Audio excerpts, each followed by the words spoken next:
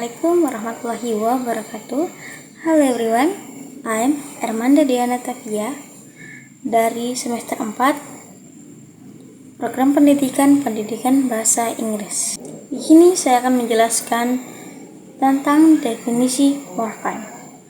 Di dalam kajian linguistik atau ilmu kebahasaan, morfologi merupakan suatu ilmu tentang bentuk-bentuk dan pembentukan kata menurut HR 2015 halaman 3. Sementara itu menurut Ramdan 2019 halaman 29 menyatakan bahwa morfologi adalah bagian ilmu bahasa yang mempelajari bentuk-bentuk kata dan pengaruh perubahan bentuk kata pada golongan dan juga arti kata. Dengan kata lain bisa dikatakan morfologi merupakan suatu ilmu yang mempelajari mengenai bentuk-bentuk kata dan juga fungsi perubahan bentuk tersebut, baik itu dalam fungsi gramatik atau arti kata berdasarkan konteks penggunaan, maupun fungsi semantik atau arti kata berdasarkan makna kamus. Definisi morfem berserta contohnya. Morfem atau morfem dalam bahasa Indonesia adalah satuan gramatikal yang mempunyai makna. Morfem tidak dapat dibagi lagi ke dalam bentuk bahasa yang lebih kecil, baik itu yang dapat berdiri sendiri maupun yang tidak dapat berdiri sendiri.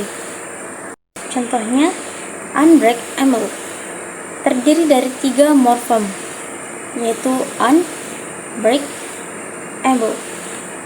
Yang kedua yaitu plays, terdiri dari 2 morfem, yaitu play dan yes. Dari contoh tersebut dapat dilihat bahwa morfem dapat berupa himbauan, akar kata, dan kata. Adapun jenis-jenis morfem beserta contohnya. Yang pertama, free morfem, morfem bebas, yang dimana memiliki arti, yaitu morfem yang dapat berdiri sendiri menjadi kata tanpa harus terikat dengan morfem lain. Contohnya table, hair, and study. Yang kedua yaitu bound morfem, morfem yang terikat, morfem yang tidak dapat berdiri sendiri karena terikat dengan morfem lain untuk menjadi kata.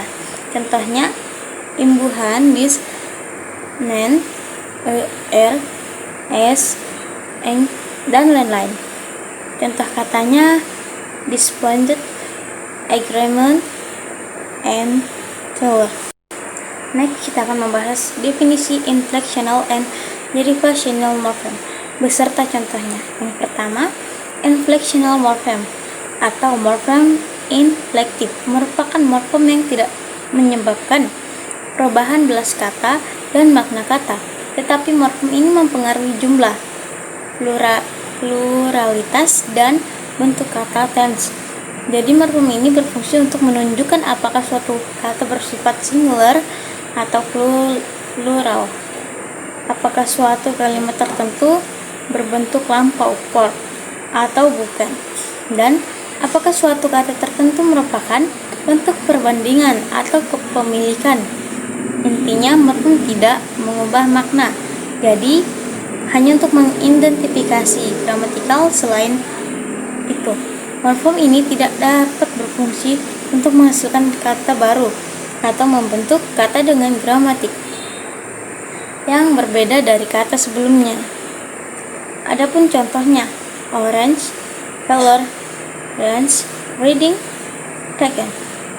Yang kedua kita akan membahas derivational, adalah morfem yang jika dikaitkan atau ditempatkan pada morfem lain atau membentuk morfem atau kata yang baru untuk membuat kata dengan gramatikal yang berbeda dari kata sebelumnya. Dalam derivational ada 2 macam imbuhan yang digunakan, yaitu bisa terdapat in the beginning of a word, prefix, atau akhiran, suffix. Di dalam bahasa Indonesia kita biasa mengenalnya dengan sebutan imbuhan. Contohnya, happiness, adjektif diperoleh oleh kata happy, noun yang mendapat tambahan morfem nis yang mengubah noun menjadi adjektif. Nah, dari alasan itulah morfem nis termasuk ke dalam derivational morphem. yang suffix berada di akhir kata karena mengubah kata dari noun Laksmi berubah menjadi adjektif Laksmi. Contoh lainnya kata Shermis in the road and reward. Sekian dari saya Armanda Diana Tavia. Saya tutup. Assalamualaikum warahmatullahi wabarakatuh.